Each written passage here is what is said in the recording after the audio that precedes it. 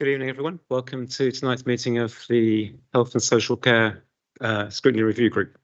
Let's just do the admin stuff first. This meeting will be live streamed to the public, and a recording of the meeting will be available on the website within 24 hours of the meeting.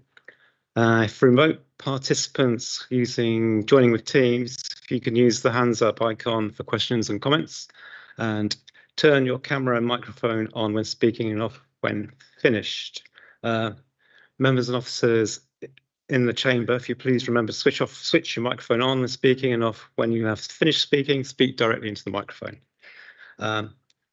Anyone in the chamber, please switch off your mobile phone or place it on silent mode. Okay. Apologies for absence. None, Chair. Minutes of the meeting on the 18th of June 2024. Is that a fair and true record of the proceedings of that meeting? Thank you.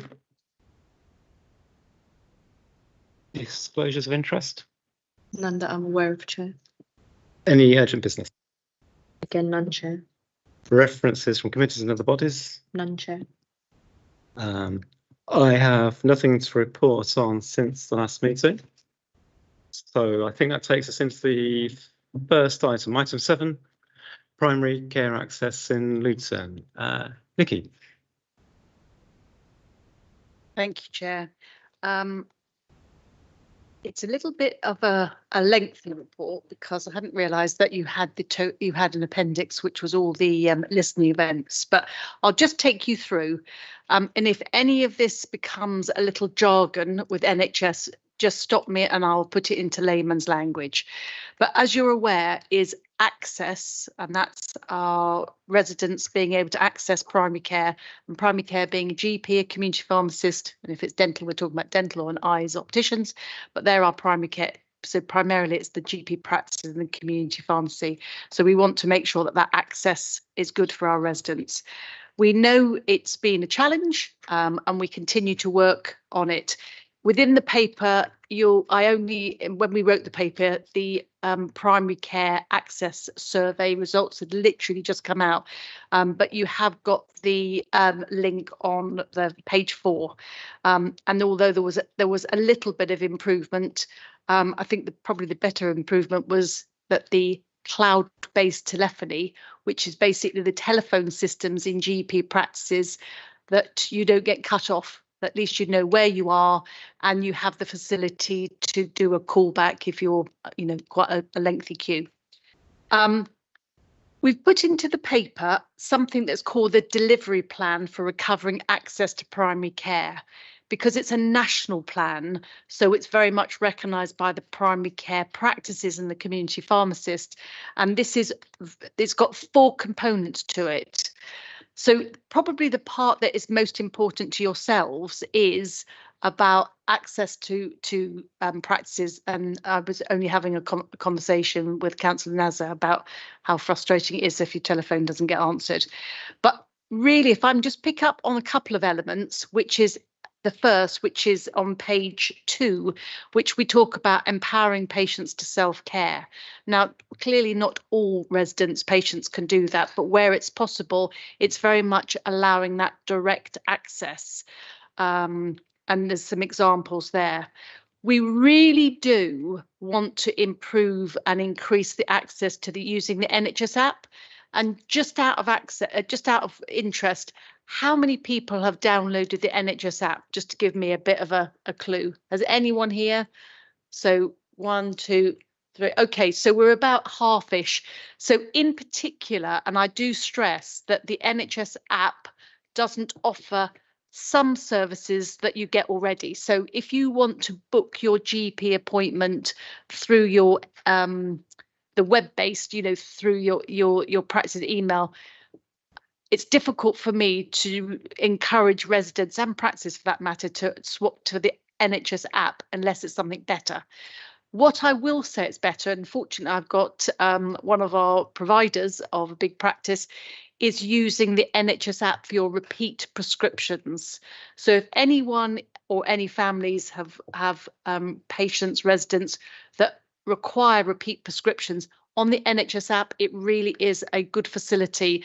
And if anyone's got any queries with it, I'm very, very happy to, if, you've got my email, and we will set something up. And it is something that I'd be very interested if you've got groups of people who would be interested in seeing how the NHS app is good for repeat prescriptions. For me, it's good for the pharmacists, it's good for the GPs, it's particularly good for the residents, where they know when they've made a request, they can track it. It doesn't get lost along the way. If I could just have a bit of a view, how many people have heard of Pharmacy First now? And it's not a test, so we've got a few. So Pharmacy First was launched on the 31st of January, and it's a key part of our recovery plan for access. And the plan of it is, if you've got some common issues, so for example, impetigo, shingles, urinary tract infection, there's 7 pathways. It's in the paper. You can access the pharmacist. And that, in effect, is we're using those great skills of community pharmacists. So I really do want to emphasize that element. So and you can see in the paper, and I'm happy to take any questions on the empowering and the supporting self-care. Again, a bit of jargon about modernising general practice. It is as basic as helping you to get through to the practice, and most importantly, and I know the leader of the council has expressed irritation where somebody says, I'm sorry, you've got to ring tomorrow. So if you've been lucky enough to get through, the last thing you want to be told is to ring tomorrow. So where we actually have got the jargon of modernising general practice is that you will, when you ring, you know what the outcome is, and it may not be with clinical judgment you're seeing that day. Now, building capacity within the Luton system, I have to say, it is a good news story. Apologies because it's all jargon again. We call it additional roles reimbursal, and it's part of the GP contract. So many of you will know about social prescribing and clinical pharmacists, but there are increasingly number of roles in practices, and across Bedfordshire, Luton, Milton Keynes, there's an additional £22 million of investment through those roles, and that is where we're really encouraging that multidisciplinary approach. And when we come to the item of Kingsway, that may come up as well. The fourth component that's written in the paper, page 2, is about reducing bureaucracy, because I think this is important, and this is not throwing blame on anybody, but through a national audits, but equally we had one of our biggest practices. So no less than 20% of the work that general practice are picking up are due to people being on waiting lists, and we know that there are a number of people on those waiting lists. So part of our plan is getting that good collaboration between our secondary care providers and our primary care providers, so that patients are supported. You can't work miracles, but at least if people know where they are, it is part of that. Part of that reducing bureaucracy is having a single point of contact in the hospital. So if you're waiting for something, you will have a point of reference, because what happens at the moment is patients come back to the practice don't know, and it's very, very, very frustrating for the patient. So we're working hard on those areas. On page 3, because it is busy, and I apologise it's busy, and I know previously, Chair, I've said in an ideal world, you know your GP practice, you ring that number and it gets answered, or you go to the community pharmacist if they're able to meet your needs. But if you don't, there is the 111 service. The 111, although it's a national number, it's only as good as what locally we've got as services behind it. It was intended when it started for an out-of-hours service, but 111 is available throughout the day. And I'm being open, and I've always been frank with people in this committee, is that if general practice gets overwhelmed, and the clinicians, all of the clinicians have reached their capacity, it's not ideal, but some residents will be advised to ring 111, and we're working really avidly on that, so people don't go, being back between two.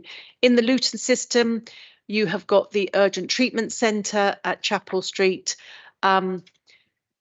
We also have, as you know, if people arrive in A&E, and some of our residents don't know what the options are, so they tend to use A&E. We have a streaming service which actually goes, and they are funneled through, we could say, triage into the GP service at the L&D, which is not an ideal. It's intended to redirect people in the wrong place, but we are increasingly working with that provider. If people are using that as their first port of contact, we've got to help people to use the right practice. And the reason for that is because the GP practices are funded to manage that population list. Otherwise, we're not using the assets and the contracts in the most effective way. So I hope I've given you a bit of an overview. It will be, and I think, Chair, I've said this will be a continuum. The programme that I mentioned, the Improving Access to Primary Care, is we're in year 2, and at the moment it's nationally being performance managed as a second year, as a 2-year programme. But happy to take any questions from the paper or generally on access to primary care services. Excuse me. Thank you, Nikki. Does anyone have any questions or comments? Councillor Nasser? Thank you, Chair. Yeah, I just want to know more about you said the pharmacy first. Is that our local pharmacy, allocated pharmacy, or is it all pharmacy? I have to say the good news is that our Luton pharmacists are some of the better performing and the more innovative. So all of our community pharmacists, pharmacies in Luton are part of that programme. If at any time we would like to have a bit of a deep dive, one of my team called Fumi, I'm very, very happy to come, or we could just send some slides for a briefing. So at the moment, Fumi is doing regular webinars with GP practices and with community pharmacists, because it is about how we get those providers working really in a collaborative way for the residents. So does that mean they can bring the pharmacy and get some advice? So how would the patient or resident know? So where to ring? So the Pharmacy First is very much intended to attend, to be in person to community pharmacist. Was that the question? So, however, the 111 service, which in effect is a direct, helps to guide people to the right service. So if, for example, you phoned up with one of the conditions that the community pharmacist can address, they would guide you to a community pharmacist, and they would give you the opening times if it's in the out of hours period, because we do have community pharmacists to make sure that we provide a service during the out of hours period. So, so it's not like someone can just turn up to, if they know that pharmacy is allocated, they can turn out, to the pharmacy and talk about that. Yeah, absolutely. And I think it would be fair to say there's been teething issues across the country, but and that's about getting the communication. So if a patient attended the community pharmacist, there are now much better connectivity. We in Luton are piloting something which is, if you attended the community pharmacist, it would be a directly go into your records to the GP practice. So that's being refined, but there are, at the moment, it has been electronic communication, but it's clunky. We want to make it all integrated so it's helpful to all primary care providers. And then it would be shown to you, if you had an NHS app, it would show on your NHS app that consultation, and it helps to keep the patient at the centre of of all the care. I've got another question regarding, I think I did ask that one last time about the self-referral. Can you just remind me, how will resident will know that they can and have the information about self-referral they can do by themselves? So I think that goes back to our communication strategy. So that information is on practice websites. We do have a communication strategy, and Fumi would be my expert on it. But I think if you've got an interest in that, I would really, really welcome you to do some leaning and just to be a critical friend to see if you think we've got you know, all the right points of contact.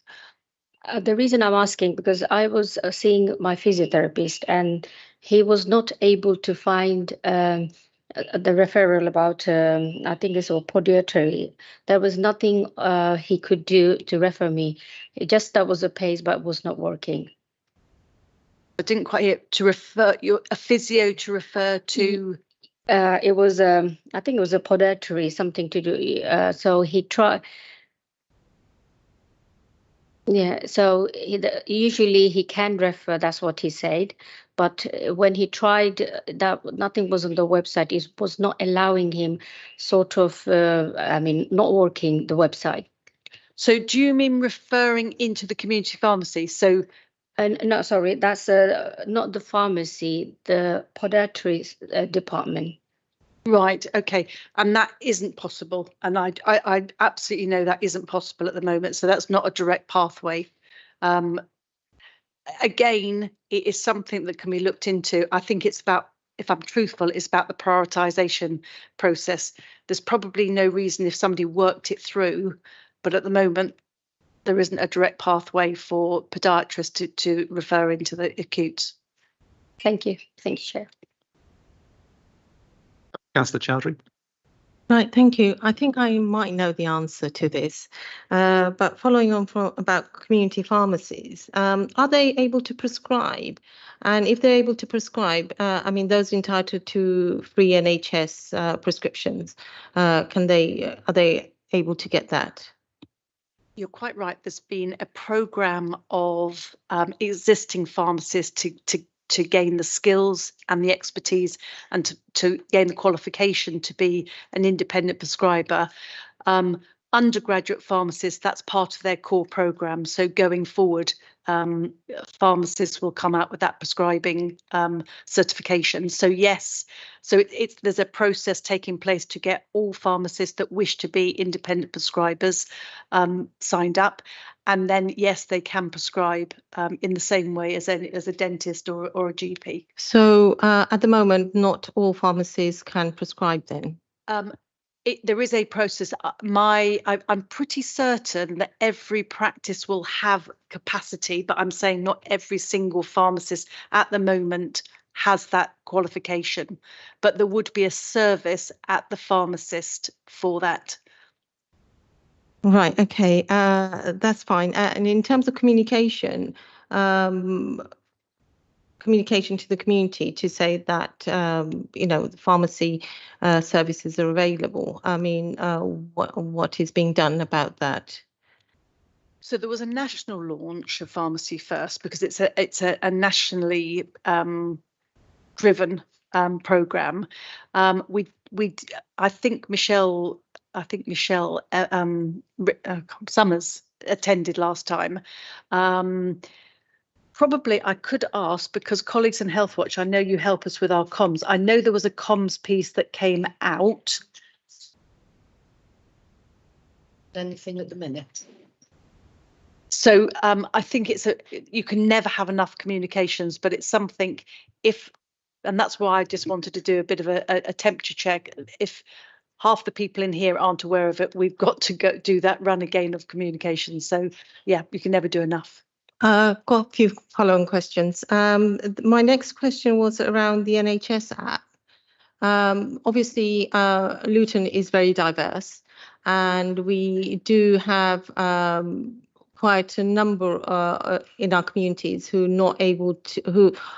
are sort of not able to get online or use apps, etc. So when we did the consultation, I mean, who was that focused around? I mean, did we sort of ask people from those particular backgrounds in terms of accessibility? So when you say consultation, just make sure I'm clear. Oh, you mean our listening events? Yeah. So of the listening events, we did a lot of trying to lean into different communities. And you can see, you know, at the end of the day, I'm the very first to say it is the start of many. Healthwatch are one of our key partners. But what we did, and we have made agreements with, and fortunately I've got one representative from a practice, is that The practice staff are very, very happy to support individual patients to upload the app, and then it is pretty straightforward. So, and equally, we would absolutely offer some sessions, bespoke sessions about using the NHS app. But I know a number of the practices are leading that, but we'll equally do some of that, leaning into any communities, any groups. We'd welcome that from your perspective. Right, I think not everyone gets that same sort of assistance as every surgery. I know for sure my surgery isn't very helpful around that. In terms of accessing the app or information giving, I read in your report as well about people saying that appointment on the first day, it's impossible getting through to GPs in the first place in order to get an appointment in Luton. So I don't know what your thinking is around that and how that's going to be improved. And I think that's where I'm being totally frank with this committee. There's 24 practices. We know we've got variation. And one of the important features we need to emphasise is if everybody chooses to ring between 8 and 9, there isn't the capacity. And that's why it's really important to try and stagger it and to change the way we allocate appointments. So it's not a matter of the first lot take the appointments and then you may have a greater health need, but they've all gone so tough. And that's what the total triage is all about. And it can be upsetting for people because if they're used to being great at telephone and getting through at 10 past, and if somebody says, well, actually, you don't need an appointment today, it can be quite frustrating. So that's where my role is supporting and facilitating our 24 member practices to work with their patient reference groups, to work with local counsellors, because there isn't one size fits all. And I apologise if you've had bad experience yourself.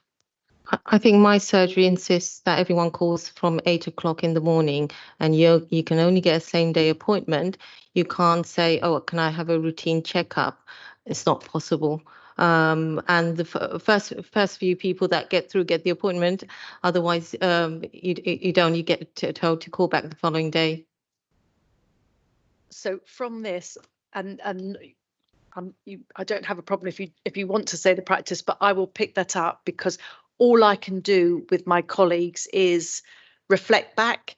And I mean, I genuinely don't believe there's any staff that come in to work today to give people a bad experience, but it is about a change process. It's about people helping. My job is to help staff recognise that you need a win-win, but change needs to happen and it's not easy. And everybody needs a bit of that change. So it's a big, change management across the whole piece. And that's why I always welcome Councillor Underwood allowing us just to talk access. Councillor Miles. Thank you, Chair. Thank you for the report. I just wanted to, I think at the last meeting I asked for a report on the monitoring, how certain systems were going to be monitored, and I'd be interested to find out how this is going to be monitored and how long it's going to take to actually come back with some figures of exactly what's working, what's not working. Because recently, my sister, she has a daughter who has cerebral palsy, and she was away at respite, and she came up with this rash, and they didn't call the doctor from the service where she was. So when she came home, my sister tried to get an appointment, and she's not very good on like the social media, anything like that, get an appointment. And the receptionist was actually quite rude to her, and she was not helpful. And my niece, she's non-verbal, she doesn't talk, she can't do my sister has to do everything for her. And she was really frustrated and she was really upset, she was in tears. And she said to me, why is this happening? Why are they so rude? And they were really unhelpful. So I would just like to know how you're going to monitor it to make sure that it's effective and that it works for the residents. Yeah. And especially for somebody who cares for somebody as well. Yeah. Yeah, and that's a very helpful point you've raised about carers. And so I seriously apologise for that awful experience. You don't have to. I don't want to No, but apologise, we do, because in fairness, I do, because that's not acceptable at all. And appreciate the distress it causes. I've got family members, and I can imagine how that would impact them. And that's where. So number one, there is something about complaints into practices. So we do monitor complaints. So that's one element. There's a whole raft. If I equally look at 111 data, so we track the use of 111 data in hours, and in an ideal world, you shouldn't need to ring 111 in the in hours, because it should be there. So there's a number of measures that we will take, and it really is it's getting that picture. So because we happen to have a focus in one practice, for me, I am very, very happy and we know, I know that I have practices where they may struggle to retain the staff. So if you've got poor staff retention, you tend to get the instances like that. It is multifaceted, but the key bits would be, for me, about patient feedback. So the annual surveys are quite in depth, and a number of our GP practices say, well, the numbers are quite small, and I think it's done by Mori, I think it is, and it's about a 30% take up. So it could be a bit biased. It could be if you've had a bad experience. So, I accept all that, but then that's the same with all the practices in the country. So you can benchmark where you are. So the practices have that quite detailed, ease to getting through, politeness of staff. Did you feel that the person listened to you? There's quite an in-depth, and you can access that for each of your practices. And I would encourage with HealthWatch, and that's where the patient participation groups is in that way, as I can hear you saying it, is how are you going to work with us to make things better? So absolutely. So I'm an enabler to make that sort of thing happen. She managed to call 111, and she said, actually, the gentleman at 111 was absolutely brilliant. He actually managed to get her an appointment with the GP. But also, what I would like to know is there a list? Should the GPs, do they have a list, or shouldn't they have a list of people who are on their, like, disabled, so that it flags up? Isn't there something that should flag up? Yeah. To say this person is disabled. So, when someone calls on their behalf, that I'm not saying they should go at the top of the list, but obviously their needs are far greater. So absolutely, yeah, absolutely. And what you're saying is actions with the words. So when we put a personalised offer, if you're deaf, hard of hearing, wouldn't that go onto the special patient notes? As in, when the person rings, it may be so that was one. Equally, if you've got any learning disabilities, you need to be really clear and make sure that the person. So absolutely, there is what we call flagging up the notes exactly to that basis. In the same way for carers, is that we know through evidence that carers are less, well, they're reluctant to come forward because often they don't want to leave the person they're caring with. So if somebody rings, that should be put onto the patient notes, so that not only are you looking at convenience for that person, but they may need to find some carers to release them. So you're absolutely spot on. It's a personalised approach. They should be tagged to what the specific needs are. So thank you. Thank you. Okay, I'm going to go with Pat, then Councillor Mead, Councillor Begum, then Councillor Ambia. All right, I think Nick has said this now, but you can complain to the GP, but you can also go on the HealthWatch website and give feedback on your experience. Okay, my sister's very what's the word? She's not very confident. Okay, so she struggled. She was really struggling anyway, because recently her husband died suddenly as well. Well, it was last year, but still. So it's all those things. She's not feeling very confident. So it really wasn't a good experience for her at all. Yes, I can do it for her. You could do it for her. Yeah, I can do it for her, and I'll gladly do it for her. But if there's other people in that situation and they don't have anybody, they don't have a voice, they have no one to support them, what happens to them? And that's what we have to really maintain to make sure that people don't slip through the net. And I would say to anybody, join your PPG. If you're not happy with your GP practice, join your PPG, go to your PPG meetings and say what you're not happy with. Yeah, all doctors have a PPG meeting. Yeah. Thank you. Councillor Mead. Thank you, Chair. Really carrying on with the theme here. People of my generation, my age, a lot of them haven't got smartphones. They haven't got internet access. It's the landline telephone, which is their landline, is their lifeline. And can we be assured that that lifeline, that telephone connection is maintained? They can still get help if they need it, etc., through the telephone. I can absolutely assure you that the telephone, the landline, I mean, the practice who answers it wouldn't know if you were from a mobile or a landline. So absolutely.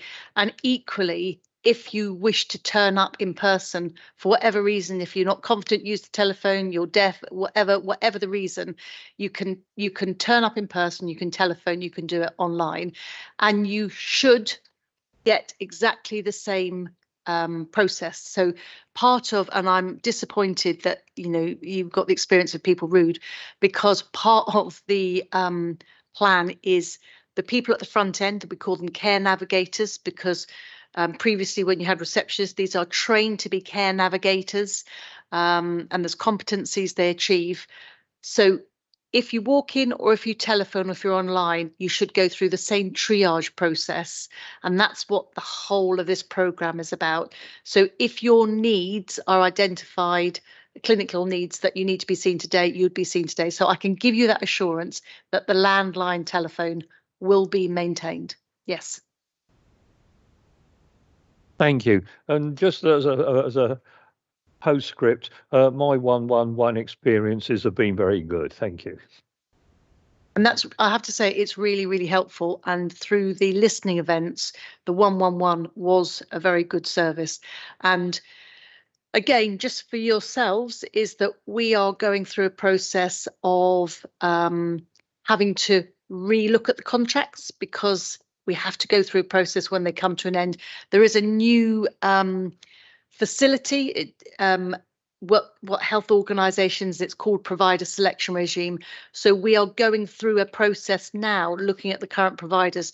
So your feedback tonight is exceedingly helpful, because Sally's part of that board with me. So it's really helpful to say that we had feedback from Health Overview, Scrutiny, Luton, that the 111 experience had been good. So thank you. Thank you. Councillor Beckham. Thank you. Again, like Councillor Mead, I would like to carry on with the same theme. Thank you for the report. I do see some of the bits you're being honest with, which I see, because I have been managing 5 cases at the moment, and one of them was crisis management. This person said, call the crisis management and said he is going through something. If something isn't done, mental health, he will go kill his wife and his 2 children. And they didn't do anything. He wasn't taken into, I don't know, he probably should have gone into, he was in the crisis management. They didn't do anything and he's still out. The wife was the one who got in touch with me, because she received the report 2 weeks later from crisis management. And then she wasn't warned, her 2 kids, you know, so she had to change the lock, she had to do everything. He did break the door. So unfortunately, I don't think they are being listened to. That's one of the one. And on page 12, where it says it's deteriorating in mental health and well-being, I do agree, it is deteriorating. And I don't think the people are, I think I missed Rumi's question. Sorry, I was a bit late. So I missed Rumi's question. So I don't know how many people were asked for the survey, but I don't think people are being listened to. One, like Charmaine said, when they go to reception or when they call, the amount of abuse they get by receptionist. I know you said complain, but when the complaints are made, nothing happens. 1 year on, 6 months on, the same receptionist is still there with still same behavior. So what are we doing about that? What is ICB or BLMK doing about that? If they don't even let someone go to the GP, they make the decisions themselves, and they're not our doctors. We have a GP, we have doctors who should listen to. The third point I want to make was on Charmaine's point about people with long-term health conditions and disabled. They should be marked on there with the category saying if this person's cause, they should be given a priority or they should be listened to. Or a callback should happen on the same day. So many of you here know with my health issues. For example, take me. When I call, if I get an infection, it has to be treated instantly, given antibiotics on the same day. That doesn't happen. I have to go to Addenbrooke's. My GP doesn't do that. I have to go to Addenbrooke's, get it on the same day. So use that as an example, but there are others. I have 5 cases I could give you, but I don't want to disclose. There's one more, a person who's paralyzed and has been neglected by the GP. I don't want to disclose the information, but I have to visit home and find out the details, but he's been neglected by all the services. And again, that's helpful because in previous meetings, I've said to Councillor Underwood, in confidence, maintaining confidentiality, we would facilitate that to escalate things. So in answer, just with the mental health crisis, just being that is part of the mental health service. And that's one of the reasons. And of course, the GP services are absolutely aligned. But again, if I can take that one back, I can. And so that was one. The second point, you had 3 points. The first one was the crisis. The second one, long-term health conditions. So yes, about being monitored, about being put on the notes, but equally, and that's that. I think it's the third bullet point about proactive personalised care. So if you've got a long-term condition, there is a set plan, and that's where we've got to try and differentiate. And very often it's not a GP the person needs to see. So the community pharmacists, specialist nurses, other roles are excellent at long-term condition management. But yeah, if I will happily take those.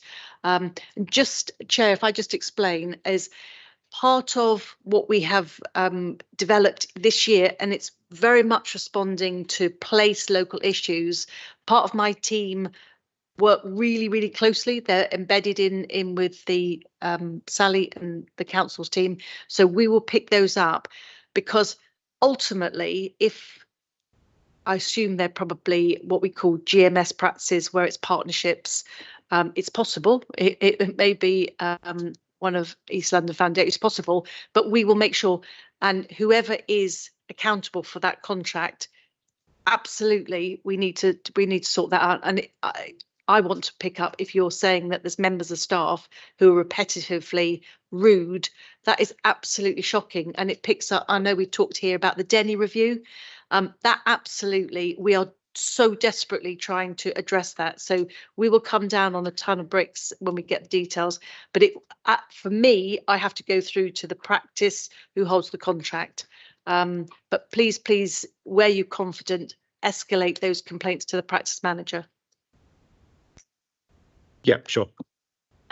Just one more. When someone's going through to the incident of the person who went to crisis management, who wanted to kill his wife and 2 kids, they are not in a state that they are going to go look for different services. So they're not going to go to ELF. They're not going to find Women's Aid or Mind, anything like that. The only thing they can think of is calling 111 or the GP services or something at that time. Because if they're trying to seek help, that's the only thing they're probably thinking of. So how do we deal with people like that? Because I could be looking at different services to help the casework, but people in that moment are not thinking straight. So they're not thinking about who can help me in that moment.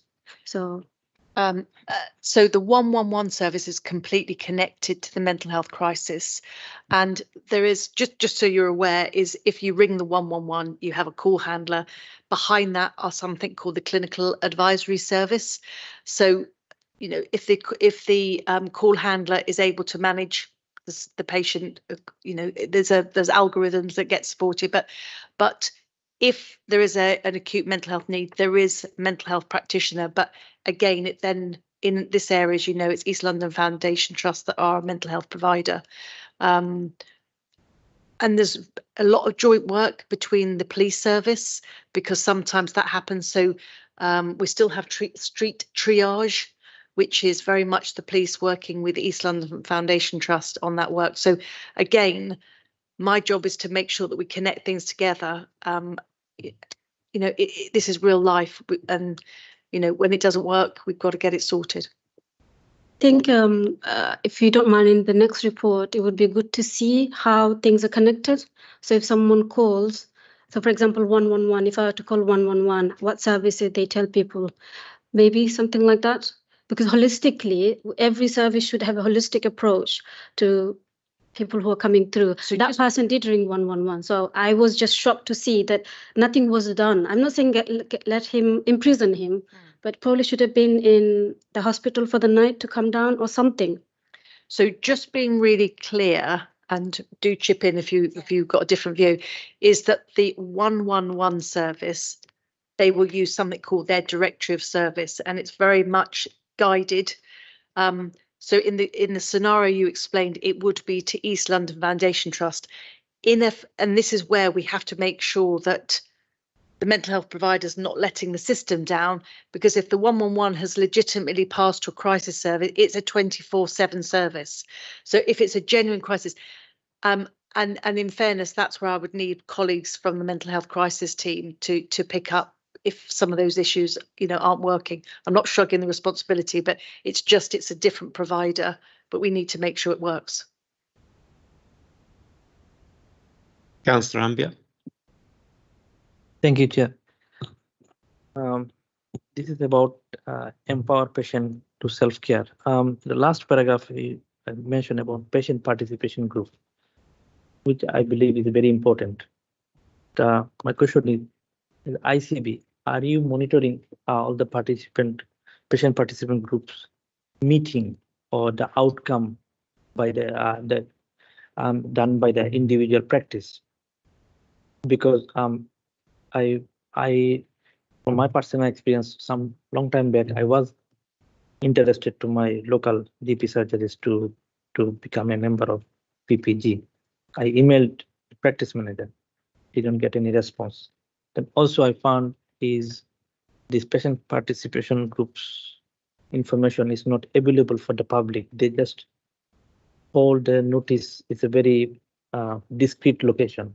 So I believe it should be visible for the patients, and also if ICB can monitor a monthly meeting or quarterly meeting outcome, then it will be helpful, because I think this is GP practice manager or practice, they should take more ownership and provide you the report, the feedback of the participant. Thank you.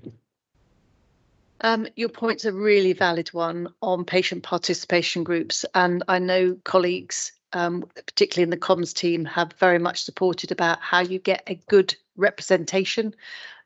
So, you know, some of the nuts and bolts is if you only put it in the daytime, you're not going to attract anyone who's working or young. So there are some of those, you know, supporting about you know, skill sets. However, we do work very closely with Healthwatch. We have encouraged where practices, in fairness, they will tell us that they've not been able to get enough interest, and they're running patient participation groups with 2 or 3 people, which is, you know, not of any use to anyone. So where we've got practices that work together, where they work together to build their resilience, and that's what they call in primary care networks. So we have encouraged people to come together if that helps. I don't have a magic answer to it, because we don't do a quality assurance of their patient participation groups. Our role is really try to facilitate, and within that national contract, we don't performance manage the quality of their patient participation, but we do about how they are delivering a service that meets the needs of their population. So, but again, counsellors are very instrumental and influential in supporting some of that. The practices would have to listen. And again, that's something with your influence. If you feel that there's some areas that could be improved, we can facilitate some of those to take place. Yeah, I would like to just continue with this topic. I believe this is completely responsible for the practice manager. So if they are they are not cooperative to circulate the information to the general public, I believe they think maybe it will be their additional task to, if they engage more people, then they have to, so I believe there is some sort of practice manager or practice owner, they are not cooperative to engage to the patient, that could cause additional workload for them. I think this is and of course, then if you don't monitor, then you will not be able to hard patient feedback. So this is the one of the important pathway. I believe ICB should monitor closely. So again, we do monitor, and that's why I say we monitor the practices that have them and how frequently they have patient participation groups. But I'm saying the quality of them, that is something I'm just being frank, and that was probably something that we work again with Healthwatch, and where we would help practices come together. We've got 23 now. It's not the easiest to do 23 times, but you can sort of do it if they buddy up. But yeah, it's a point well made. Did you want to come in? If I may, I was going to say there's also a CQC regulatory requirement to have a patient participation group. So whilst it might not be within ICB's gift to monitor every practice's kind of ICB quality, it is something that will get inspected upon as well. So there are other ways of making sure, well, there are other levers as well. But really, it's therefore in the practice manager's interest to make sure they have nurtured a thriving PPG, because it's one of the things regulators will look at. And when they'll be scored upon things, it might influence a score in terms of CQC regulation. Okay, sorry. Pat, yes. Can I add to that? Because I know Phil, who's the chair of Healthwatch Luton, he has been into lots of patient participation groups in Luton, as in, like, we have no power, but encouraging people how they run them and stuff, giving support to people how they run them. And we often go and do talks at patient participation group, and we share them information about Healthwatch so that people can, share their information. But other than that, we don't play a role in it, really. It's just that we go in there. Yeah. Okay. Thank you. So going to wrap this. Okay, sorry, one more question. Councillor Chowdhury. It's not really a question, it's just a compliment about the 111 service. I recently used it online. I did the triage online for my mother. She's 88 years old, and it worked brilliantly. I got a call within the stated time period, and they told me paramedics will arrive, and they arrived on time, so it was a brilliant service.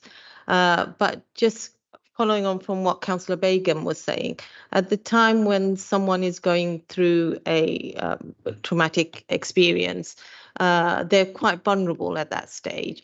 And at that time, the first thing that doesn't go through their head is, what other services can I contact? I had, similar to Fatima's case, I recently had a case where the person, the gentleman called me, and his wife hadn't been, he thinks she's got mental health problems. They were going through some horrific experiences. There were children involved, but the GP, he went to his GP to ask about his wife's mental health, if they could do an assessment. And the GP said that they couldn't do one or refer her anywhere, because she wasn't coming forward herself to say that she wanted a assessment done. I mean, what would happen in that sort of case? Just briefly.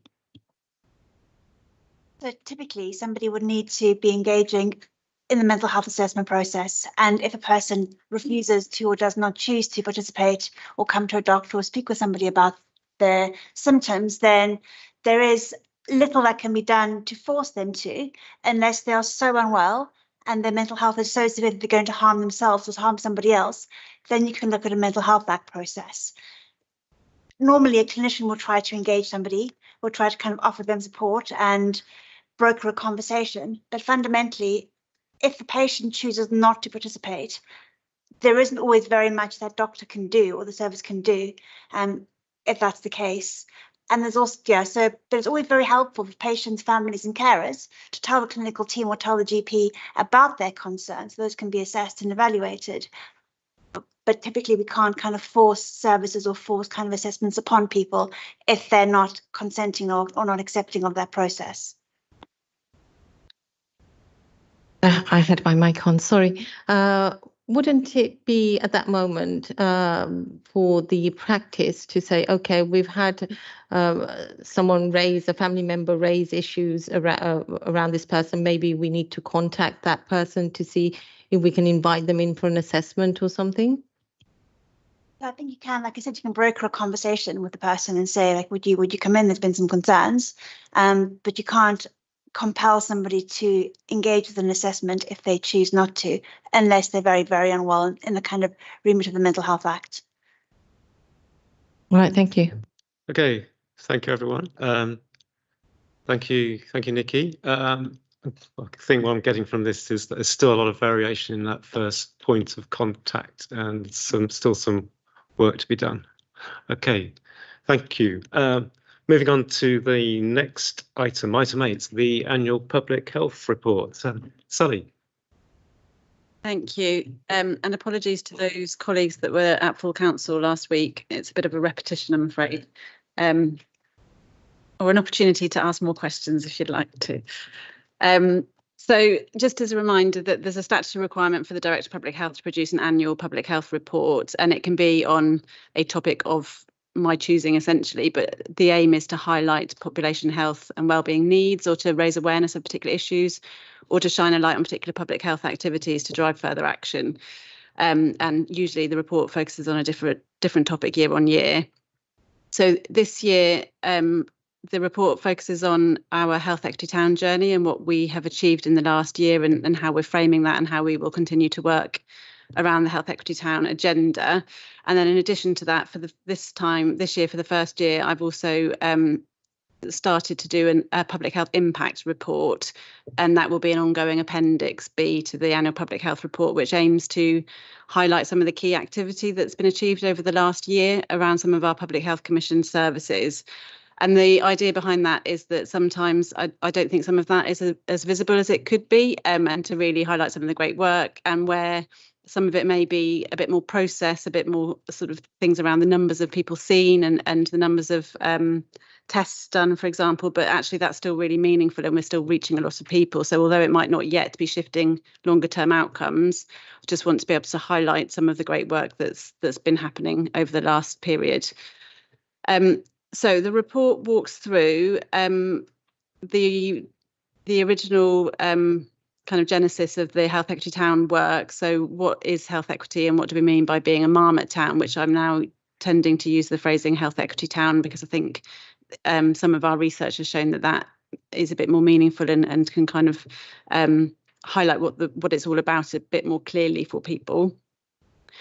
So hopefully people are aware, but the 8 Marmot principles. So Sir Michael Marmot is a key lead around health equity research and policy, and has been working in this space for many, many years. And he has outlined 8 key principles that need to be addressed and worked on to be able to tackle health inequalities, particularly around the social wider determinants of health.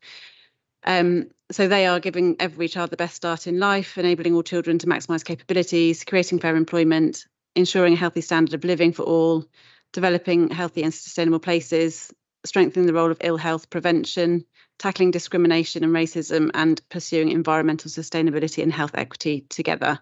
So the original report went through those 8 policy areas and did some analysis for us in Luton around where our key issues are, talked to stakeholders, used that sort of needs assessment approach where we looked at data and also discussed issues with people working in this area, and developed a series of recommendations against each of those priority areas. But also as part of that, we had some key work streams that we decided we wanted to focus on. So we had housing and health, employment and businesses and health, children and young people, and a bit later on net zero and health as our key areas. So the aim of this report is to update some of the data that was in the original report. So there are a number of graphs and charts across the report that give another year's data against what was originally included in the Marmot report. I'm not going to go through those table by table, but you can have a look and pick out some questions if you have any on that. But the idea is that we will have a look at those on an annual basis. And still, even though we've updated the data, it doesn't mean that it's this year. There is always a lag on some of these big high level data sets. So still most of the data is only 2022. So there is still a bit of a delay on some of that. So moving on through the report. So I'll just go through past all of those tables and graphs onto, I'm on page 130 in your packs now. So the report then summarises the recommendations that were made and goes through those policy area by policy area. And then what I've aimed to do in this report is have a look at what we've achieved since that report was published. So we looked at all the recommendations that were made and looked at where we were already doing work to try and build on work that was already underway and strengthen the impact on health equity through some of the work that we were already developing as a system, so not just led by public health, but whole system work. So thinking about the housing strategy, thinking about the employment and skills strategy, and where we could use some of the Marmot recommendations to strengthen that even further. So in the last year, we've been working across the system to be trying to communicate some of these messages, to be talking about the building blocks of health and how important they are, and helping partners and stakeholders be able to communicate that more clearly. We have been communicating the findings and the recommendations to try and influence further work across the system. And we had a 1 year on event in December, which tried to showcase some of the key projects that are part of this journey and how we will measure this work on an ongoing basis.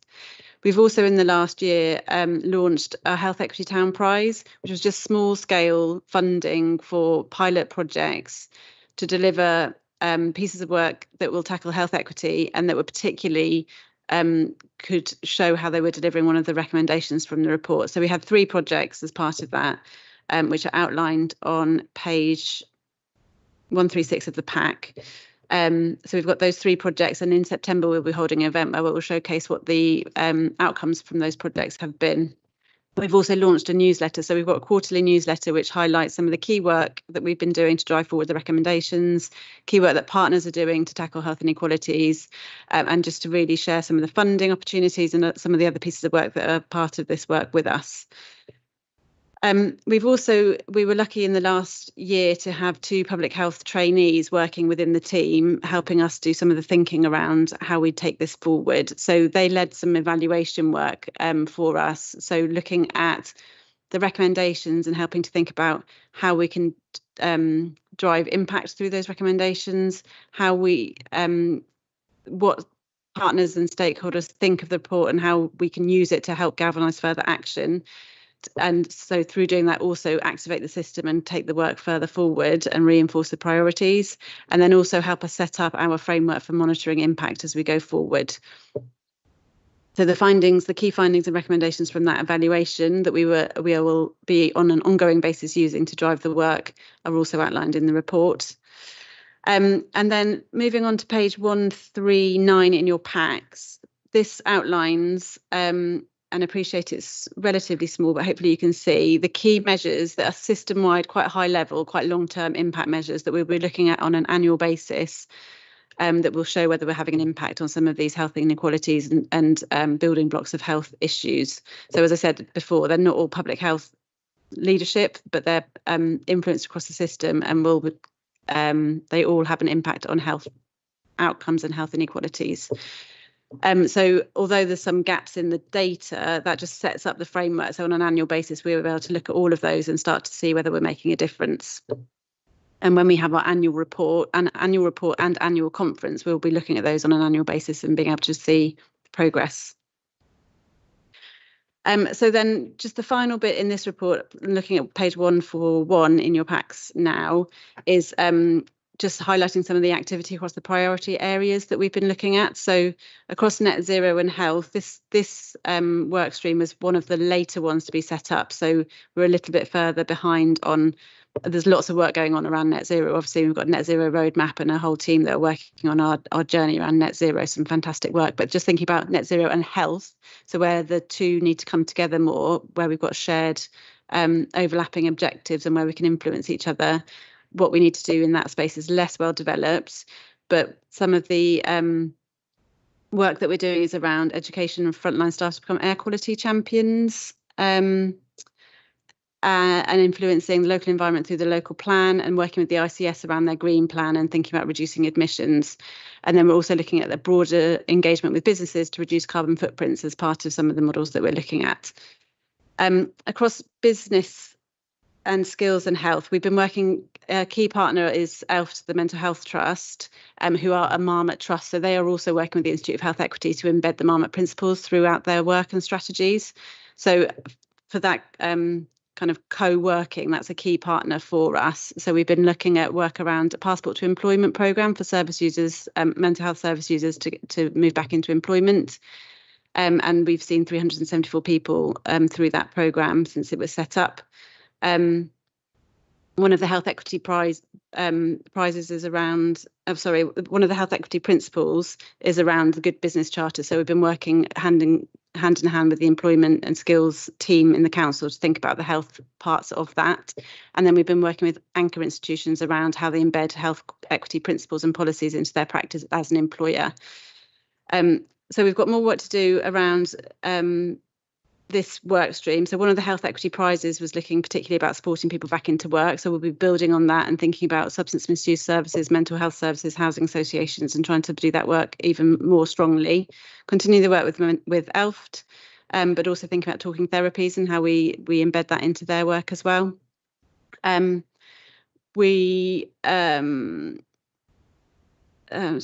next bit, we were trying to put in a bid actually to do some work with the ICB, but this report was written prior to finding out that we weren't successful in that, but we will still be trying to build our Work Well programme and doing further work with workplaces.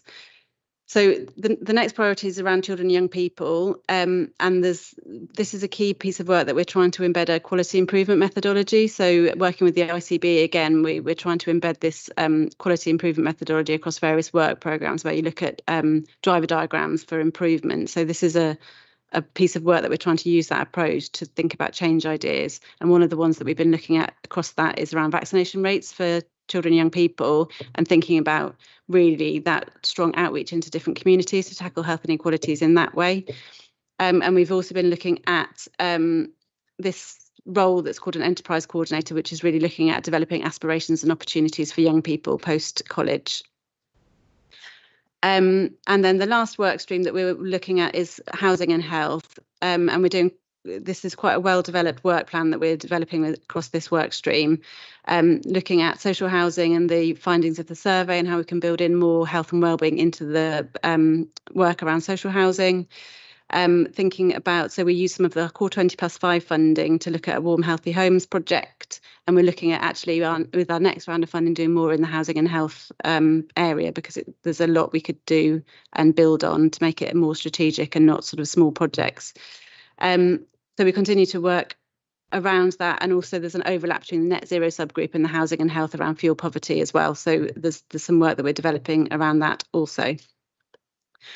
So then just lastly, our plans for the year ahead. I've mentioned already a bit around the 1 year on report that we will continue to do, and the conference where we will start to continue to showcase some of this work.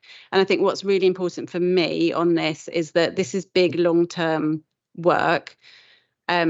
And it's whole system working, but we need to be able to communicate that really clearly. But then we also need to be able to demonstrate how smaller projects are working, all sort of swimming in the same direction, to build on each other to start to have an impact. So I think through our 1 year on event, we need to make sure that we're showcasing some of the smaller pieces of work that people are doing to tackle health inequalities, but also that big picture and system working. So kind of putting them two together in a really cohesive way, it's really important. We're going to be developing a toolkit for other organisations about how they embed health equity across their ways of working, and then thinking about the 8 principles, not just as an employer, but around wider strategies as well. And we continue to work with the Frameworks Institute around how you communicate some of these messages so that we're all talking the same language across the system around, and we can help influence change in the same way. We've got a newsletter. We're going to do some more lunch and learns and hold different sessions to try and generate this movement of everybody trying to think about health equity and all that they're doing, and thinking about where resource should go to have the biggest impact. And then we will also be continuing to work on those 4 key work streams, and continuing to try and embed the evaluation recommendations across the system. And one of the key recommendations was that the lesser developed of the 8 policy areas for us at the moment is around that 7th principle around tackling discrimination and structural racism. So we need to think about what else we should be doing in that space, and where we should be working with partners on that in a bit more detail. So the second report is the public health impact report that I mentioned, and this is really quite looking at, as I said, just looking at some of the numbers coming through and what we've achieved across the last year. Because this is the first year we've done it, it's not just the last year, so it does go a bit before that as well. But just really thinking about some of our public health commission services and how many people we're reaching and what we've achieved. So, for example, since the Stop Smoking programme was started in 2019, there have been nearly 4,000 people that have quit smoking through the programme, which, you know, that's a massive health impact and health inequalities impact, because we know that people from more deprived areas are more likely to smoke, and then it has a bigger impact on the amount of money that they have in their pocket because they're spending money on cigarettes. So it's a compounding issue. So that's really important for us. Social prescribing, since it started in 2018, has had nearly 8,000 referrals, and over 5,600 people completed the programme. So that's having a really great impact as well. And some really good data about the number of GP attendances that have been prevented because of that, and the reduction in emergency admissions and hospital visits. So I'm not going to go through all the numbers, you'll be pleased to know in this, but just some other key things just to highlight is the NHS Health Checks programme has been delivering. We're always show really good impact in terms of our NHS Health Checks and the numbers that are delivered. And we now also have the SISU Health mini health check machines that take blood pressure, height and weight in the community, in the library, for example, which people can access. And we're trying to link that data back into GP practices. Our drug and alcohol treatment services had 1,200 people in treatment in August last year, which is when we first started drafting this report. So, you know, really high numbers of people and big reach into the community through that service. 98% of children receive their 2.5-year developmental review in the right timing and at the right point in their development in 2022, which is really good output from that service. So that's one of our key KPIs that we're doing really well on. Sexual health service sees lots of people through the door and has had over 5,000 online STI tests. So that, you know, if an STI test comes back positive, that presents onward transmission and helps protect the community. So some really good work there. We've had lots of oral health outreach, which we've presented in this group before actually, but trying to combat the visible decay that we know we have in our 0 to 5-year-olds by doing outreach and distribution of toothbrushes and toothpaste packs. Family hubs we've talked about in different settings, so I won't go into the detail of that, but as you know, now live and doing a fantastic job. And our Talk, Listen, Change work programme, which was started in COVID-19 around tackling health inequalities, continues. We still continue to look at the actions, that recommendations that came out from that research and build it into our work programmes. And we use the findings and use the ongoing approach to research across our wider health inequalities work and our physical activity strategy and other pieces of work. So we're continuing to embed that. The Cancer Connectors continue to do some really great work as well. And I know we're hearing a bit about cancer today, but we have 3 Cancer Connectors that do outreach across the community, and they do listening events and feeding it back to GPs. So we'll be able to do a bigger report on the outcomes from that at a later meeting. And then just lastly, on the last page, just in terms of TB, so we do every 6 months, we do TB Find and Treat, it's called, but it's basically outreach testing to our really vulnerable community. So our in our homelessness community, particularly, are people that use substance misuse, who misuse substances, and prisoners and vulnerable migrants. So we do outreach into that community. And in the last 7 years, we've tested nearly 600 high-risk individuals, which is, it doesn't sound like a huge number, but these are our really, really vulnerable individuals that don't access GPs, usually, and don't access healthcare services. So it's really important. And we've widened that programme out so that we do lots more tests in that setting as well. So it's a really important programme. So I will stop there and open up to any questions. Thank you. Thank you, Sally. Okay, who would like to start? Councillor Begum. You don't hate me today, Sally. Thank you for the report. Thank you, Chair, first of all. Okay, first of all, thank you. You took Councillor Javed Hussein's question at full council, and I think we had an email discussion about the organ donation. So thank you for that, and looking forward to doing some work in September. My questions on, I think at last Health and Wellbeing, was it one of the one I can't remember, we raised about chewing tobacco. And I haven't seen anything in that report. There is a huge South Asian community in Luton, and that is a big issue in that community because it has tobacco and it has nicotine, and it causes a lot of issues. And I said at the Wellbeing Board that it would be good to have some work done around that, please. The other one was the social prescription. There is a huge barrier in, again, people with less language skills accessing that. I work in CYCD, and we do, I think Rumi comes there as well, Councillor Chaudhary comes there as well, and we do see people who need the social prescription, but they can't access it because of the language barrier. They need someone with them, or if the person has someone with them with the language barrier, they will be able to get the help they need instead of relying on another organizations. The other one was about your health checks. I'm sorry, I don't know where they are. Would you be able to email me the list of the health checks where they take place, and we can refer people there? So there was one more. Go ahead. If I remember, Chair, I'll come back. But all the other bits you covered, the questions I had a page of. But those are ones that, thank you. Thank you. So on chewing tobacco, I will take that away. I think so. Suleiman, who leads on our tobacco strategy, will be able to answer that more fully. And I think I did have a conversation with him around that. So I will remind him and myself around a response on that. So leave that one with me. Social prescription, that is a good point around language barriers. We are at the moment looking at reviewing our how it's provided and the numbers of link workers we might have across the service and how it's configured, and taking on board some questionnaires that we did with service users around what they think of the service and how it links to some of the other services, and that kind of clear flow of where they get referred to. And I'm trying to remember if language barriers came up as part of that, but my point is that we're a really good point to be able to think about making sure it's right for the population. So I will definitely feed that in, because we're just in the process of having those kind of what should it look like now conversations. So I can take that away.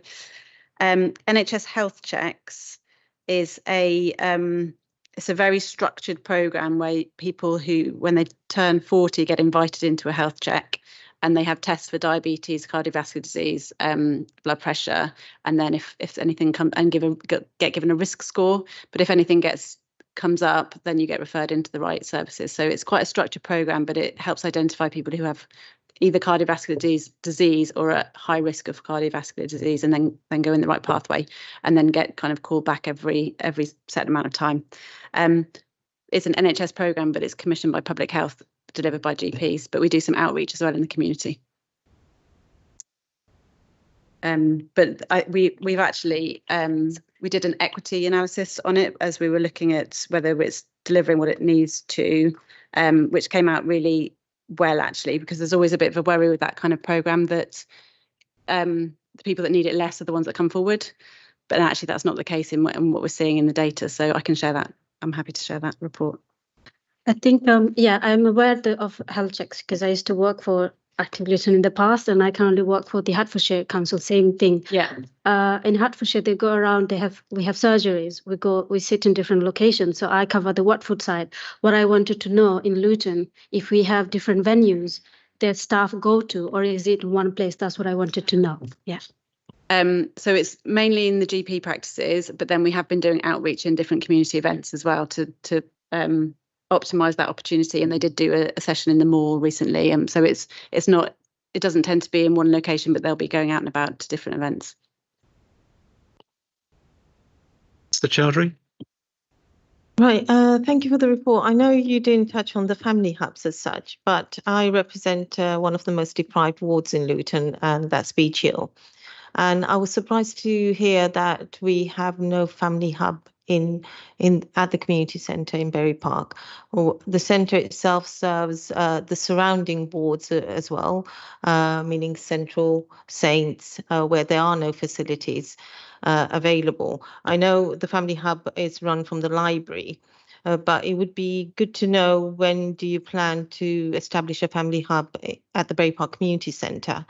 And one more thing, I mean, just touching back on what Councillor Begum was saying, in terms of information around the different services, etc., how is that being communicated? I mean, how do people know how to access these services, especially coming from communities where, language is an issue, IT is an issue. They're not likely to go onto the website to find out where, the next health check, or where it's being held, or where the events are. How do people access these services? In answer to the first question around Bury Park, so with family hubs, the locations, we have tried to select the initial locations based on deprivation and need and children and young people's needs where we can, but also limited by where locations are set up already to enable us to get going with it. But Bury Park has not been in this initial, the first ones that we've managed to set up, but we really want to have one there, and we're still having ongoing conversations about how that might work. So I can keep people updated as that develops. One of the factors is around having the right clinical space and all of that. So it's under discussion, but it's definitely one that we are keeping the conversation going on, and we would like to have something there when we can. I can get an update on that and bring something back. It probably would be helpful to bring something back more broadly on family hubs and the next steps and impact so far, which we're in the process of developing the impact report so far, and I can bring that back through here. And in answer to the second question, which just slipped my mind, so how people know about things. I think it's an ongoing challenge. We do our absolute best to get messages out to the right people where they need them. So through community centres, through family hubs, through obviously through social media, which not everybody accesses, but that is one way in which we try to get messages out. Through GPs, through community events, but I think there will always be people that we don't manage to get the message to, and I'm always open to more ideas on that.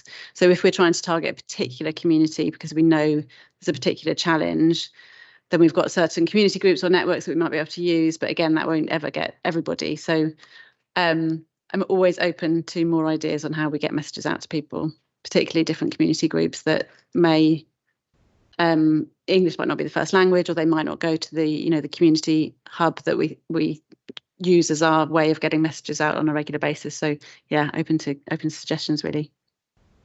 I do a subsequent.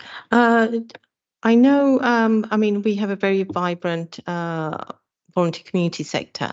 I mean, pieces of work that isn't funded by ourselves through public health.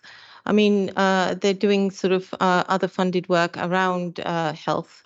Are those being picked up, the outcomes that we achieve as a town through the different projects that are being run across the town, like, I mean, CYCD, for instance? Do we actually pick on those outcomes? And another thing on social prescribing. I work for an advice agency, and I know people are referred to for advice. I don't see anyone collecting any outcome feedback from us. So, I mean, are we missing a trick here as well? Just wondering.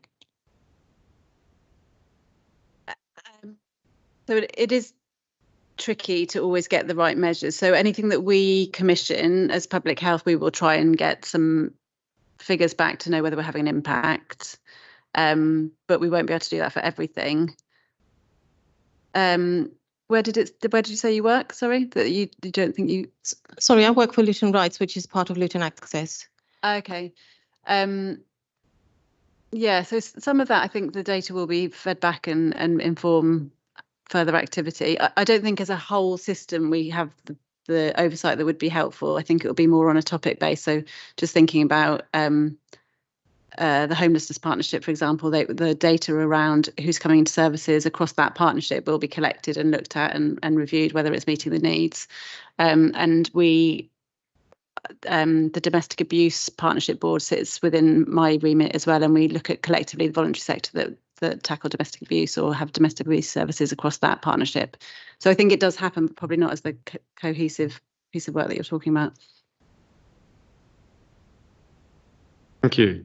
Got a couple of questions. Sorry. You mentioned population churn somewhere. What sort of effect does that have on health and well-being in the borough? I mean, I guess are there effects on implementing the policies and also measuring the outcomes of those policies?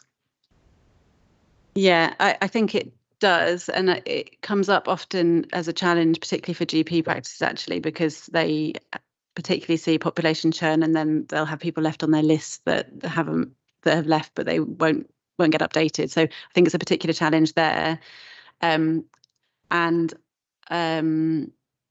yeah, I think it does present challenges. I just think about for our stop smoking services, for example. I think where we've always got new people coming in, our prevalence is likely to continue to be high because it's not a static population that, we've managed to tackle that population, they've quit smoking, but actually if more people are coming in, the overall prevalence is not going to go down across the borough. So I don't think in terms of how we're able to show that we're having an impact, I think it does make a difference, but it's quite difficult to quantify. We did try to do some analysis a few years ago, and we should think about updating it, but I think it is quite difficult to quantify, but it definitely does have an impact. And I know in primary care it comes up a lot around the impact that it has on the ability to impact on health outcomes.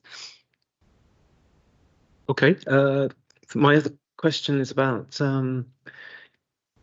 talking about key stakeholders and businesses. Do we treat businesses as key stakeholders in this whole process? We do. So for the employment and health, or the work and health working group, we are very much linked into the inclusive economy team, where they have a partnership group that has quite a lot of businesses on it, and thinking about what more they can be doing around work and health.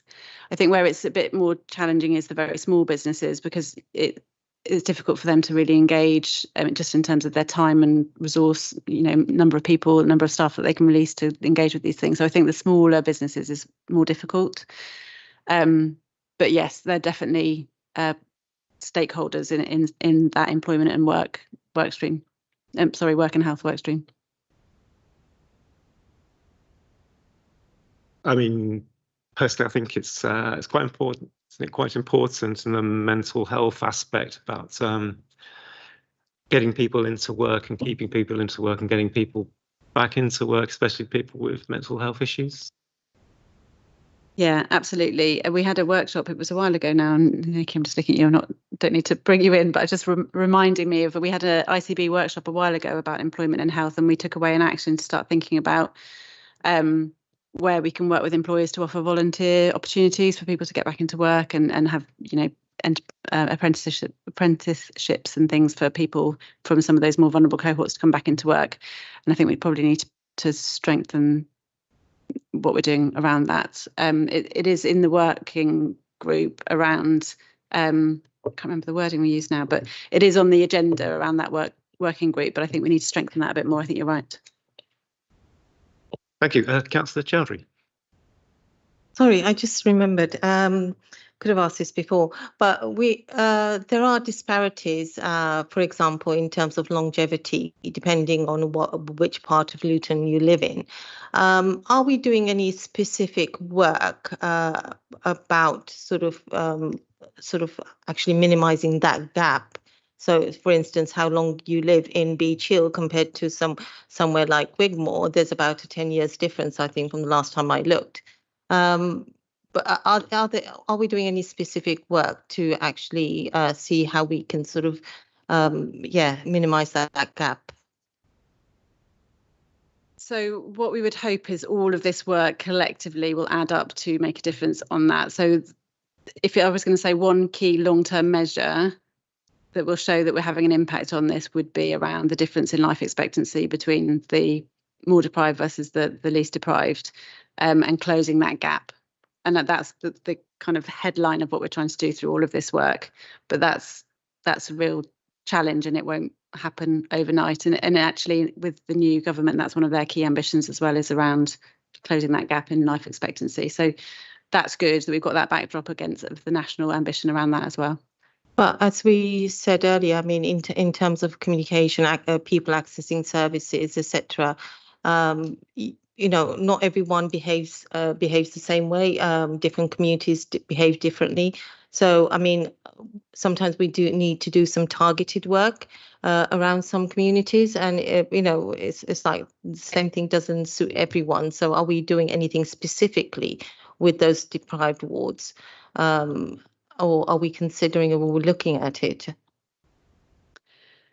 You're absolutely right, and I think that's what I'm sort of aiming through this work, that everybody is thinking in that way, that where it makes sense to do more in a more deprived ward, or where there's a greater need around a particular issue in a particular ward, then that's where we should be focusing our efforts. So absolutely, it's all about not doing the same thing as a blanket approach across the whole of Luton. There needs to be that, Sir Michael Marmot calls it proportionate universalism, where you're doing the same thing but more where there's greater need. So you're kind of skewing the effort in different places to make more of a difference, and that's what we're trying to galvanise through some of this work and help that way of thinking. It hasn't been evident with the family hubs, has it? I mean, one of the most deprived wards, that's where we should have been looking at family hubs as a priority. And it's at the bottom of the list. It has been part of the thinking. I know we haven't got one in Bury Park in that area, which I do recognise, but it absolutely has been part of the thinking. And the family hubs are in the more deprived wards, deprived areas as well. But I do appreciate your frustration there. Thank you. One more question, Councillor Begum. It's actually a suggestion and a statement rather than a question. I think we talked about this, Sally, about having family hub somewhere. I think you did have a discussion with CYCD, because we need family hubs where it's most accessible for people. They can go to Parktown and Hucklering. Parktown is not very accessible for people, let's say for Beach Hill or Central Ward, it's not very accessible for them. So we need family hubs. When you start talking about next steps, it might be thinking where is the best that they can get to. So many families might not be able to afford to take a bus or things like that. So where is it that they're most easy to get to? The other one was, two suggestions was, I think we need to look at places that you said the communication, talking, getting people involved, residents involved.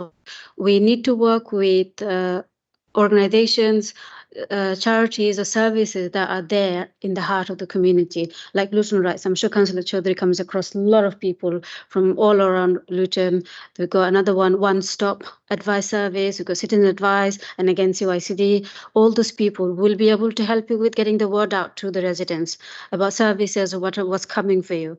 I have a colleague or friend who works in total well-being for the Stop Smoking service, but they don't have anyone who speaks the languages that are most prominent in Luton.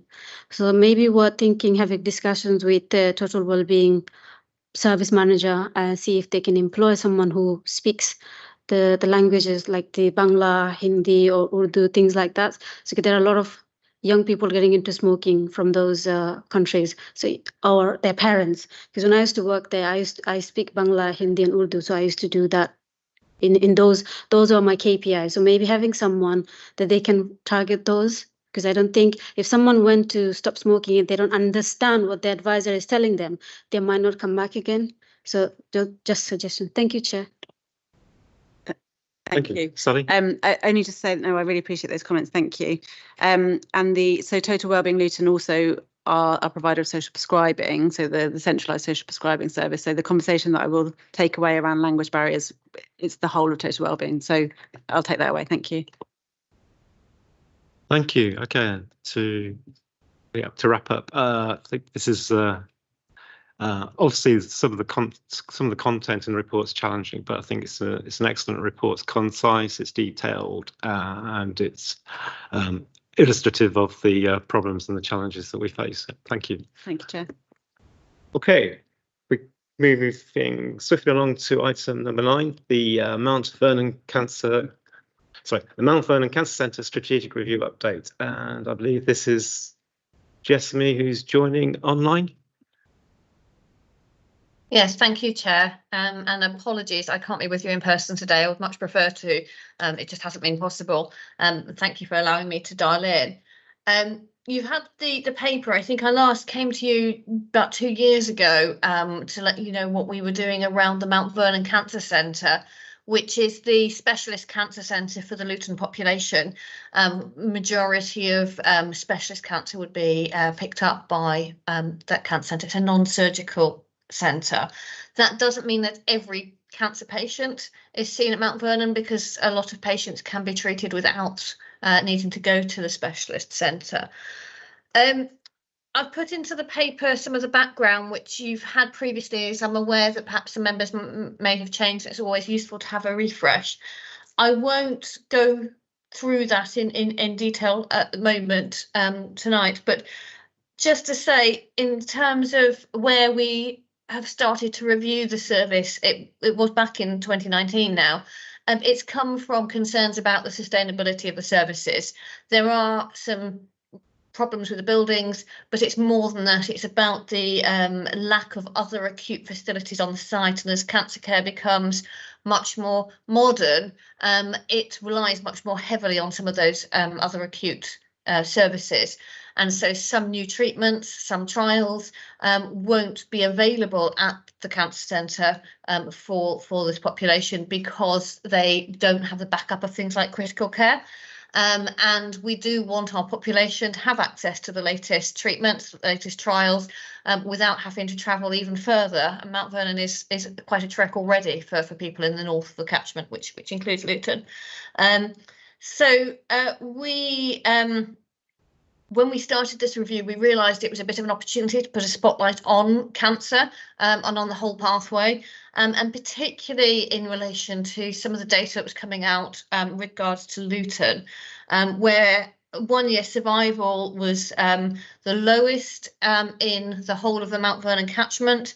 So it was about 69.3% for Luton after 1 year, compared to 78.3% over in Barnet, which was at the sort of upper end of the range.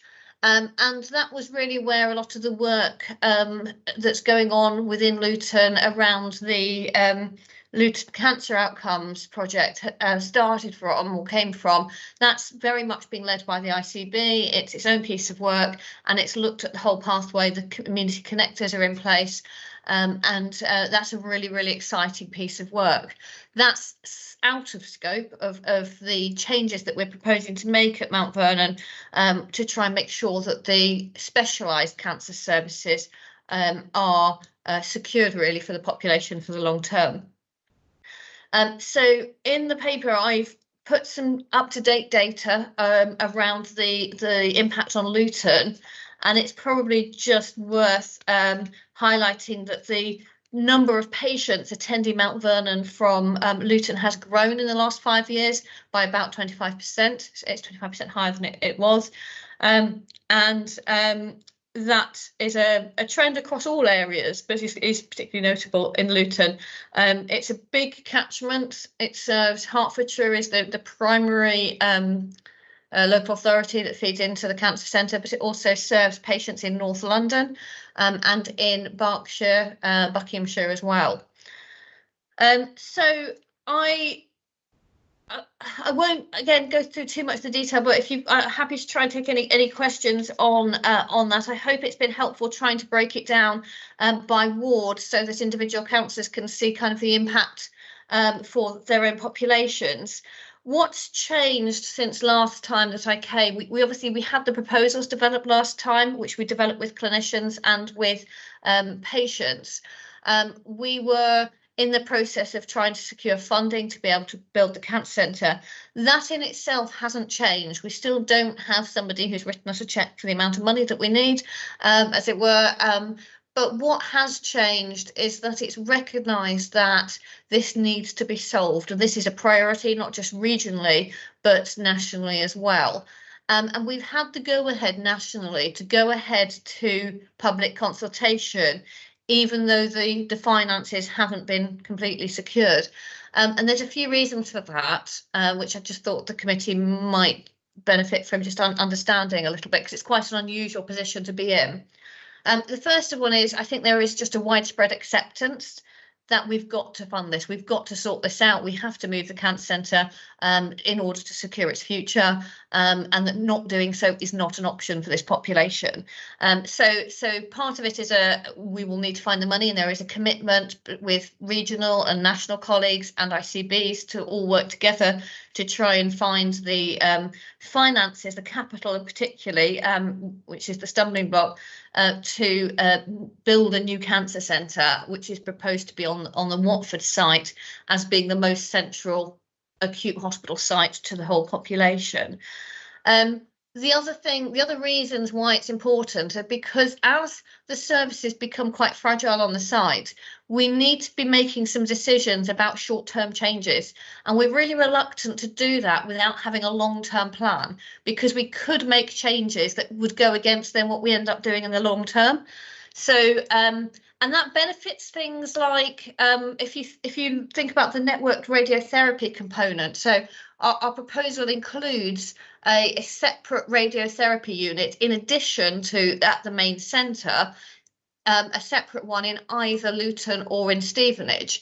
And what it means is if we have agreement on that direction of travel and we have a decision on whether it's Luton or whether it's Stevenage, when we are next in a position where we need to replace the linear accelerators which provide the radiotherapy on the current site, we could instead invest them into Luton or Stevenage so that the population that lives furthest north can benefit from some shorter travel times for quite intensive radiotherapy treatment. And it also avoids us putting in redundant costs into a site that we don't intend to stay on. So that's just one example of why we think it's important that we get some agreement on that long-term future. So our proposal is actually to consult later this year, and we've been talking to scrutiny officers across the whole of the catchment. There are around about 13 scrutiny committees to consider the option of a joint scrutiny committee to oversee that process.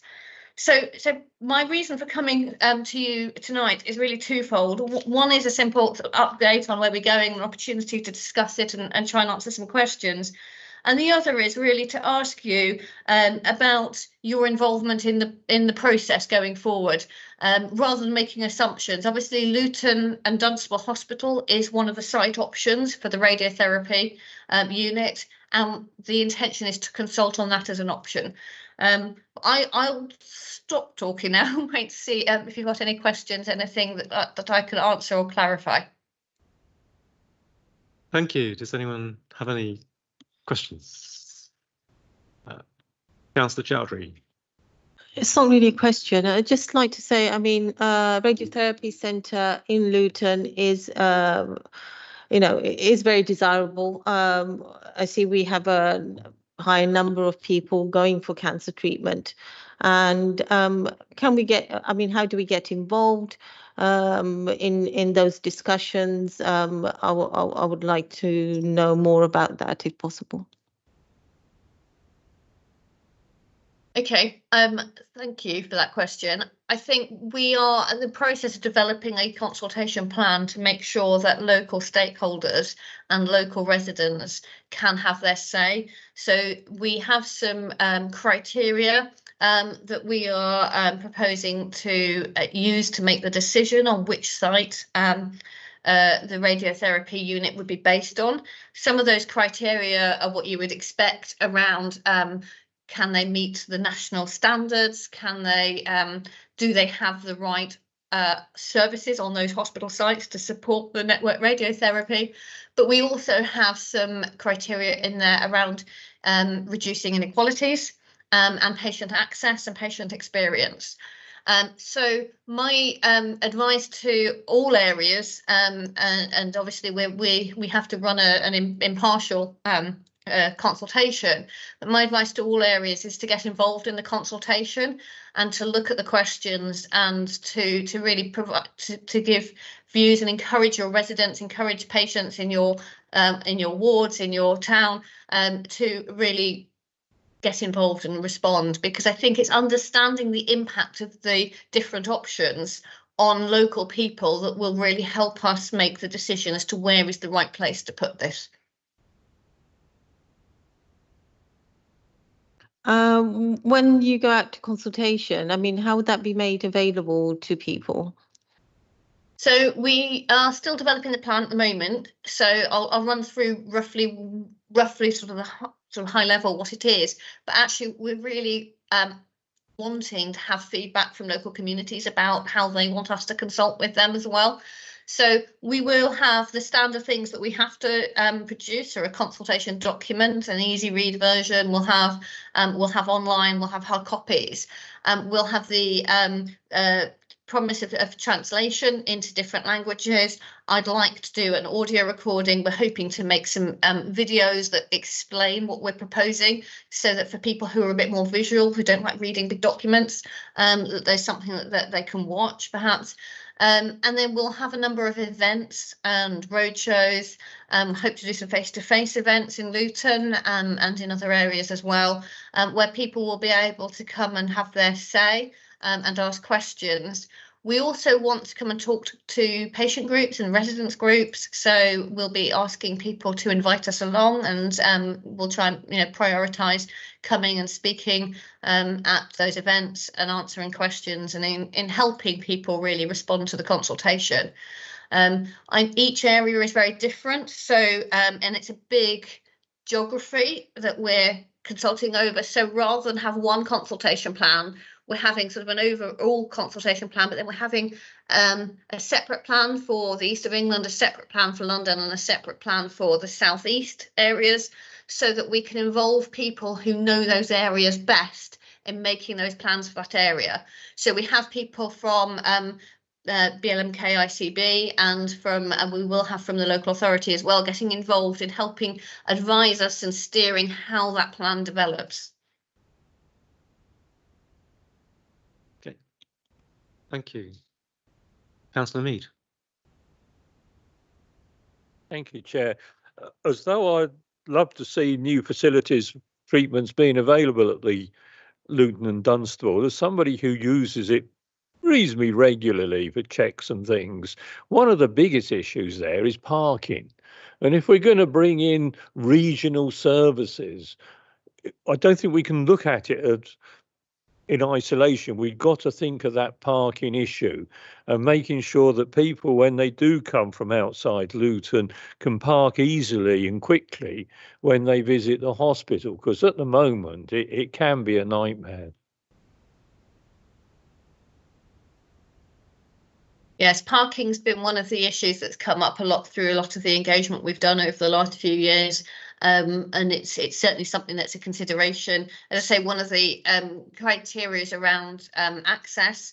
That will include looking at parking and so on. And that's not just about which site has got the best parking, but it's what can we do about parking as well.